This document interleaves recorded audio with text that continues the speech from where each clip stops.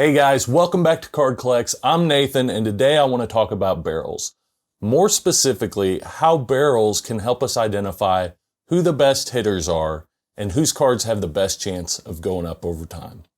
I think barrels are one of the most powerful statistics when it comes to identifying baseball cards to invest in, and I want to bring that information to you to give my audience a leg up over the competition.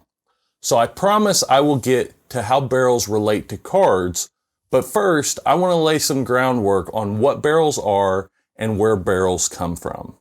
Stay tuned. Thanks for tuning in, guys. Let's get into this.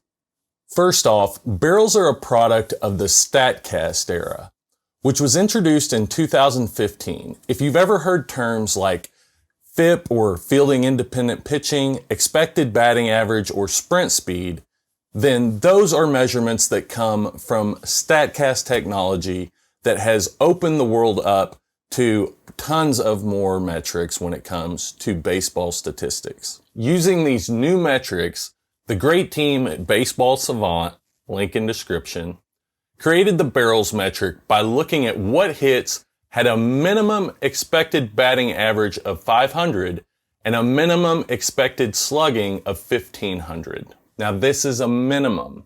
And in 2016, the expected batting average for a barrel was 822 and the expected slugging was nearly 2400.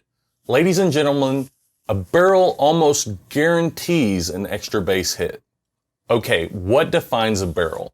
A barrel is any ball that is hit with a minimum exit velocity off the bat of 98 miles per hour at a launch angle of between 26 and 30 degrees. As the exit velocity goes up, the launch angle also increases. So a ball that is hit with a minimum exit velocity of 116 miles per hour can be hit anywhere within 8 and 50 degrees of launch angle and still maintain that expected batting average and expected slugging that comes with being defined as a barrel. So the guys that swing the bat the hardest have the most barrels, right? Not necessarily. Exit velocity is not so much a product of how hard the bat is swung, but how accurate or precise the hit is.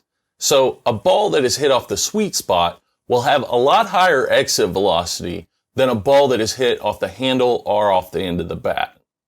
So with that said, barrels help us identify how accurate or precise a hitter is. And that will help us identify whose baseball cards have the most chance of going up in value. With that said, let's get into how barrels can be used to identify baseball cards that are worth buying. If we go into the barrels leaderboard, again at baseballsavant.com, we see a lot of familiar names. But there are two that I specifically want to mention here: Nelson Cruz and Jose Abreu. Nelson Cruz is 40 years old and still hits the ball harder and more often than guys half his age. So how has Nelson Cruz been able to fend off Father Time? By being a really accurate hitter. See, the most powerful thing about barrels is that they not only tell us who is a great hitter, but who will continue to be a great hitter after the strength and agility of youth start to fade. Jose Abreu is another great example to look at.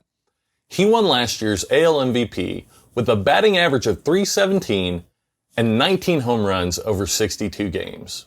Now, Jose Abreu is 33 years old, and 33 is not old, but it's on the other end of prime for a baseball player. And he was able to do this by being a very accurate hitter. As Nelson Cruz has shown us, Jose Abreu may be a really great hitter into his late 30s or even into his 40s. His cards are super cheap, by the way. One of the guys that I've been recommending for a while and whose cards I think are super cheap is Bryce Harper. Bryce Harper had one of the best seasons in recent years in 2015 when he batted .330, .460, and .649 with an 1109 on base plus slugging. Now, one of the questions that I get asked most often is, are Bryce Harper's best years behind him? And I would say no. At 28 years old, he's consistently in the top of the barrels leaderboard, and he's just coming into what is normally considered a player's prime years. I'm doubling down on Harper cards, as I think that any year could be like his 2015 season, and even if not, he'll be one of the best hitters in the league barring injuries, and has a great chance at making the Hall of Fame. Another guy I want to touch on is Eloy Jimenez. If you're liking this video, please hit the like button and let me and YouTube know that you appreciate it. There are a lot of great young hitters, and most of their cards are selling for a premium right now. Eloy's are not really, and I feel like they should be. His 2019 Topps rookie card is from the same set as Fernando Tatis Jr., though it sells for about a third of what the Tatis card sells for.